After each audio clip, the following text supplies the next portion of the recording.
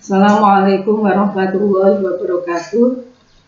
Selamat pagi semuanya anak-anak.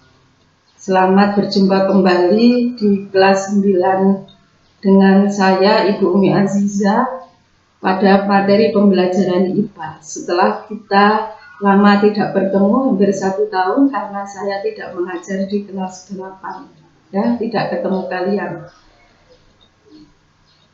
Tujuan dari pembelajaran kita pada materi ini adalah sistem reproduksi pada manusia. Tujuannya adalah kita akan mempelajari lebih lanjut dan lebih dalam tentang sistem reproduksi pada manusia. Kenapa? Karena sistem reproduksi pada manusia ini akan kalian alami dalam kehidupan kalian sehari-hari. Mohon maaf jika nanti pada materi sistem reproduksi pada manusia ini Bu Umi akan menjelaskan secara detail, secara mendalam.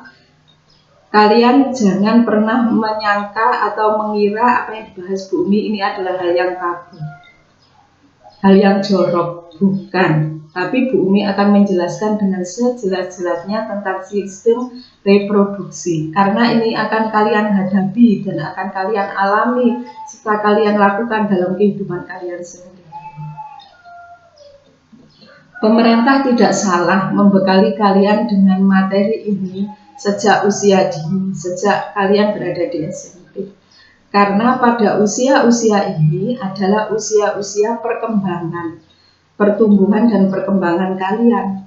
Karena apa? Pada usia ini sistem reproduksi kalian sudah mulai matang, sudah mulai berjalan, sehingga kalian dibekali dengan materi ini supaya kalian tidak salah langkah, tidak salah jalan dalam kehidupan kalian nanti. Sekali sampean salah dalam sistem reproduksi, maka kalian akan mengalami kekecewaan, kegagalan, ataupun getunlah selama hidup kalian. Pada sistem reproduksi pada manusia ini, kalian nanti akan saya jelaskan dengan sedetail-detailnya. Tetapi kalau pada materi-materi yang lain ada materi praktek, ya, karena dari kelas 7, kelas 8, setiap materi pelajaran IPA ada prakteknya. Tetapi untuk materi kelas 9 ini pada sistem reproduksi manusia, kalian hanya sekedar mendapatkan materi sejelas-jelasnya tanpa boleh melakukan praktek. Boleh kalian melakukan praktek kalau kalian sudah menikah terlebih dahulu. Kalau tidak menikah, kalian tidak boleh melakukan praktek materi sistem reproduksi, karena ini sangat-sangat dilarang oleh agama maupun dilarang oleh pemerintah, karena akan merusak tatanan kehidupan sosial kalian. Paham semuanya? Mudah-mudahan kalian bisa menerima dengan baik. Yang pertama, pada sistem reproduksi manusia, Ibu akan menjelaskan tentang pembelahan sel. Apa itu pembelahan sel?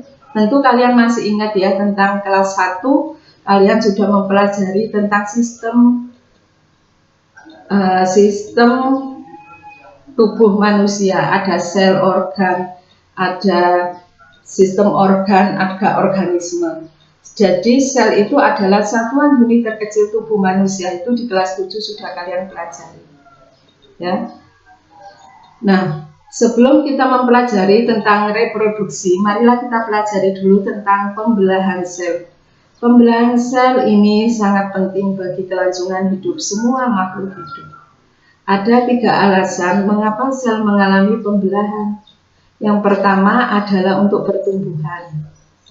Jadi kalian mulai lahir, mulai dalam kandungan sampai kalian saat ini itu sedang mengalami masa pertumbuhan. Kemudian ada sel membelah itu untuk perbaikan. Perbaikan apa? Perbaikan sel-sel yang rusak. Yang ketiga adalah tentang reproduksi sel. Jadi sel itu juga mengalami reproduksi, karena sel adalah makhluk hidup. Jadi bertambah banyak, itu reproduksi itu bertambah jumlah atau bertambah banyak, dan itu merupakan ciri dari makhluk hidup. Alasan pertama saya jelaskan, sel mengalami pembelahan untuk pertumbuhan. Jadi anak-anak mengalami pertumbuhan dari usia kecil balita sampai sekarang tinggi tubuh kalian, besar tubuh kalian sudah bertambah ukurannya. Ini karena apa? Karena pembelahan sel. Yang kedua, sel membelah itu untuk perbaikan. Artinya begini, jika anak-anak sakit atau anak-anak jatuh terluka, ya, terluka, ini luka. Nah, luka ini bisa sembuh itu dari mana? Tubuh kalian yang sakit bisa sehat kembali dari mana? Karena kita sakit itu ada bagian yang rusak di dalam tubuh kalian. Itu bisa baik kembali, itu hasil dari pembelahan sel. Dengan adanya pembelahan sel, maka luka-luka kalian akan sembuh, akan mengering dan akan sembuh kembali kepada keadaan semula. Itu adalah fungsi dari pembelahan yang kedua. Pembelahan yang ketiga adalah untuk reproduksi atau perkembangbiakan. Perkembangbiakan adalah ciri lain dari makhluk hidup. Pada proses reproduksi seksual diperlukan sel kelamin untuk pembentukan individu baru atau anakan.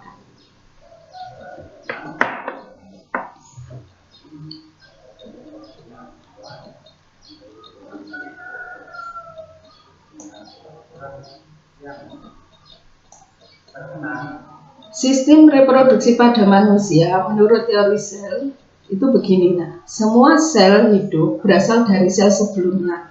Jadi kita ada ini tidak ujuk-ujuk ada, tetapi ada sel sebelumnya atau yang disebut dengan omniselular inselular.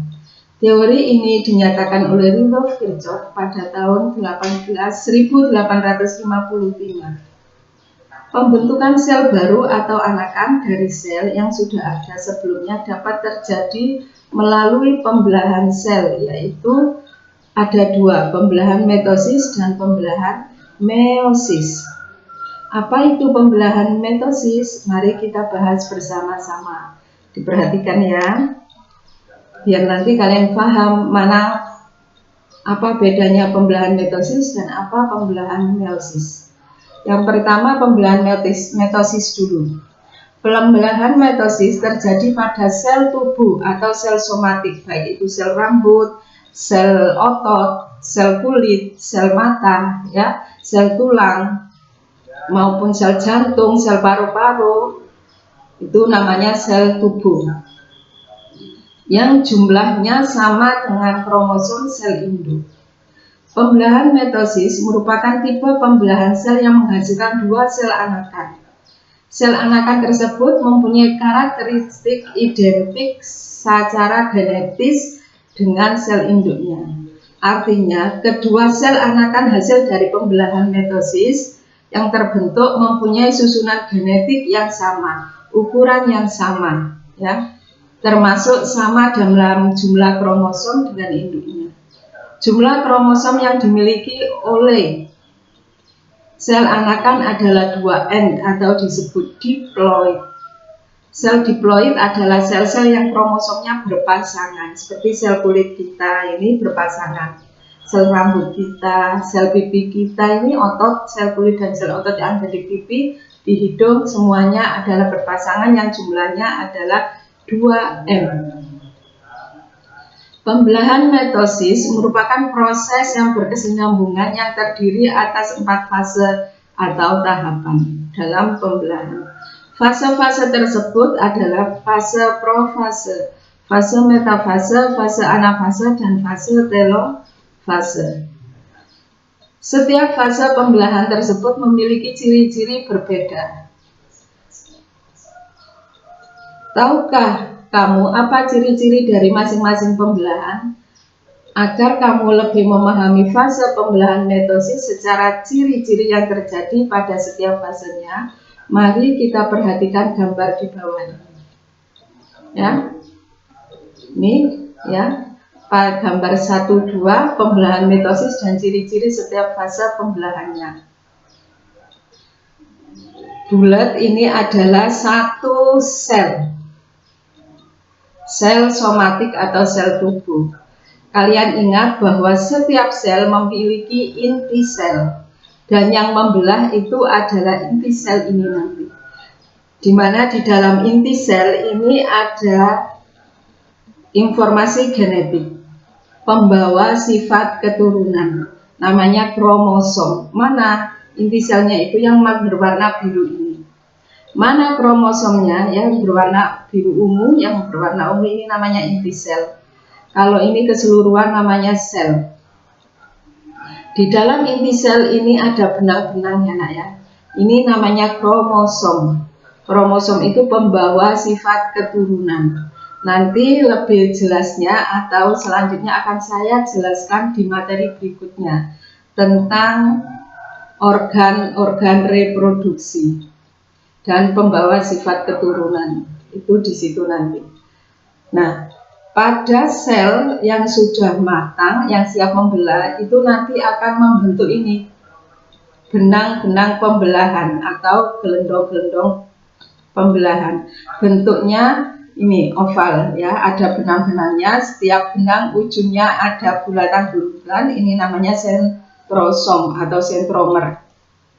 Tahapan pertama pada fase mitosis adalah profase, di mana pada fase profase ini membran inti mulai rusak menjadi bagian-bagian kecil atau fragmen. Kemudian benang-benang kromatid memadat menjadi kromosom. Profase ini akan dilanjutkan dengan fase berikutnya adalah fase metafase. Pada fase metafase ini gelendong, garis atau benang-benang pembelahannya semakin menjelas, ya semakin jelas. Kemudian kromosom yang tadi berada di dalam inti sel ini akan membentuk atau akan terletak pada garis bidang pembelahan atau garis ekuator. Ini yang ungu-ungu berjajar ini namanya kromosom. Kromosom berjajar bidang pembelahan ya, urut pada garis ekuator yang sama.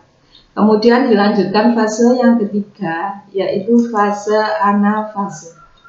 Pada fase anafase ini, kromosom akan memisah, ya, yang tadinya sepasang berpisah jadi satu-satu. Menuju mana? Ini nanti akan menuju garis ekuator di kutub, di ujungnya. Nah, ini nanti ada garis yang memisah. Namanya ada sitokinesis. Ini nanti akan dipisah menjadi dua. Ini pada fase telofase. Ini sudah ada lekukan garis, yaitu namanya sitokinesis. Ya, garis sitokinesis ini akan membelah sitoplasma dan membelah kromosom anakan. Akan menjadi dua. Ya. Membran inti mulai kembali bergabung, kromosom mulai merenggang, kemudian fragmen membran inti ini akan membentuk menjadi dua. Ini akan menjadi dua sel anakan. Inilah tahapan daripada pembelahan mitosis secara utuh. Dari pembelahan mitosis itu dapat kita ringkas atau dapat kita simpulkan karakteristik pembelahan mitosis. Yang pertama, berlangsung pada sel somatik, yaitu sel tubuh, menghasilkan dua buah sel anakan yang identik dengan induknya atau disebut dengan 2N. Ya.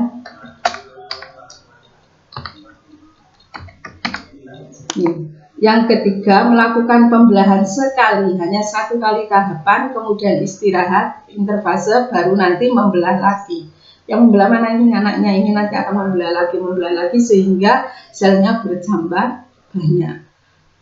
Antara pembelahan satu dengan kedua diselingi dengan fase interfase atau istirahat. Fase istirahat tidak membelah. Jadi ini setelah membelah menghasilkan dua sel anakan, dia istirahat.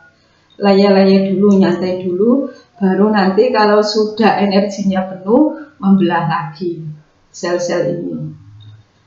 Yang kelima, anak selnya mempunyai jumlah kromosom yang sama dengan induk sifatnya. Sama dengan induk mempunyai kemampuan membelah lagi.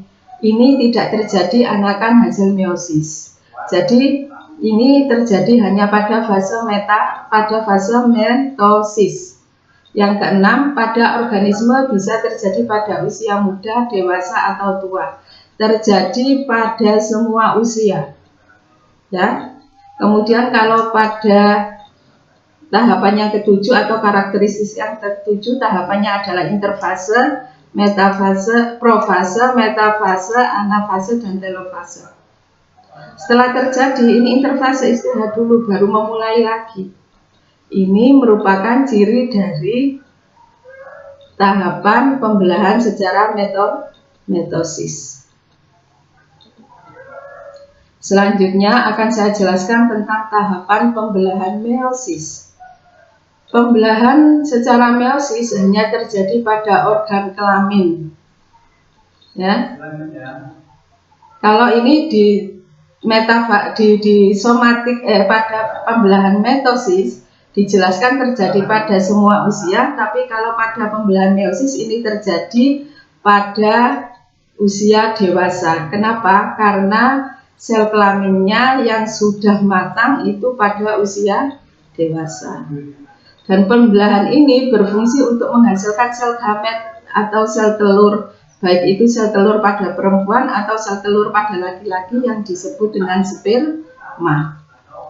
Melalui pembelahan ini akan dihasilkan sel anakan yang mempunyai kromosom setengah dari kromosom sel induk. Pembelahan meiosis adalah pembelahan sel yang menghasilkan 4 sel anakan yang masing-masing sel anakannya hanya memiliki separuh dari jumlah kromosom sel induknya. Ya, hanya separuh. Kalau metosis 2N, nanti kalau hasil dari meiosis ini N1 karena separuh. Dapat dikatakan bahwa jumlah kromosom yang dimiliki oleh sel anakan adalah N atau disebut dengan haploid. Oleh karena itu, meiosis disebut sebagai pembelahan reduksi. Nah, masih ingatkah kamu apa proses pembentukan pembelahan meiosis terjadi? Prosesnya, kalian masih ingat fase-fase pada pembelahan metosis? Apakah sama nanti fase-fasenya pada pembelahan meiosis? Fase-fasenya sama, cuma bedanya ini ada perbedaan antara pembelahan metosis dan meiosis. Pembelahannya ya, kalau pada meiosis ada meiosis 1, ada meiosis 2, tetapi fasenya sama. Pada meiosis 1 terdapat profase 1, metafase 1, anafase 1, dan telofase. Jadi tahapannya sama, yaitu profase, metafase, anafase, dan telofase. Yang bedanya tadi ada meiosis 1, ada meiosis 2. Untuk lebih jelasnya bisa kalian lihat ya pada gambar di bawah ini. Pada meiosis 1 ada profase 1 ya, sama seperti yang terjadi pada metosis. Ada metafase 1, ada anafase 1, ada telofase 1. Telofase 1 itu adalah dari akhir tahapan meiosis 1, di mana satu sel menghasilkan 2 sel anakan. Ya.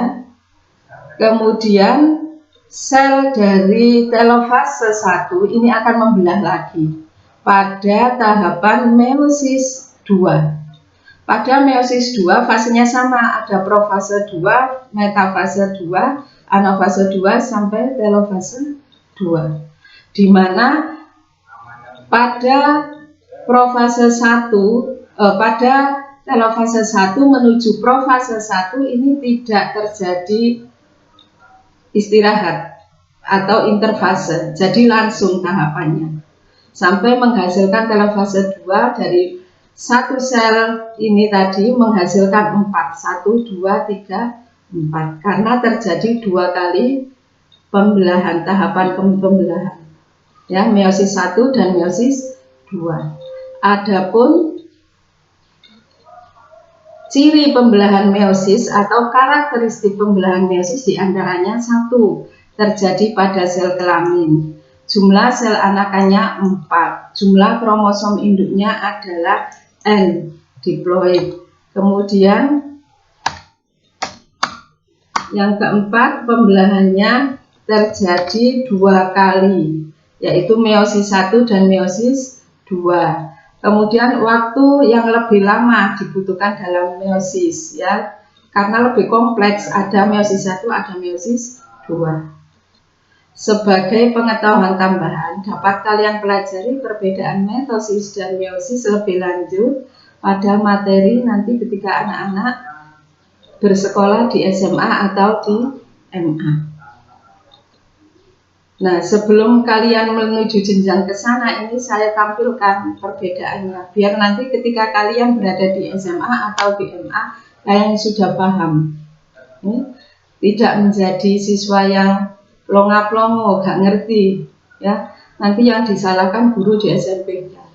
Saya nggak mau terjadi itu. Ya, nak ya, ini dipelajari, diingat, dihafalkan, dipahami.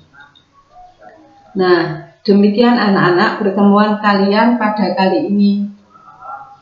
Selanjutnya, pertemuan berikutnya akan kalian pelajari bersama-sama tentang struktur dan fungsi reproduksi pada manusia.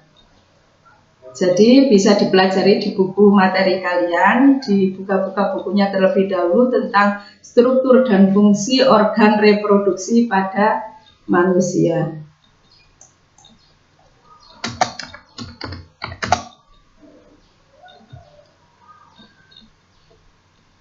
Selanjutnya saya sampaikan selamat beraktivitas, selamat belajar, raih prestasi kalian dengan semangat. Jangan lupa berdoa, semoga kalian sukses. Ya, akhirul kalam. Mohon maaf sebelum saya tutup, jika kalian masih ada yang kurang paham, bisa tanya langsung ke saya melalui nomor HP saya yang sudah kalian simpan. Ya, untuk itu saya akhiri, wallahu muwaffiq ila aqwamit thoriq. Mudah-mudahan pembelajaran ini bermakna buat kalian semua. Wassalamualaikum warahmatullahi wabarakatuh.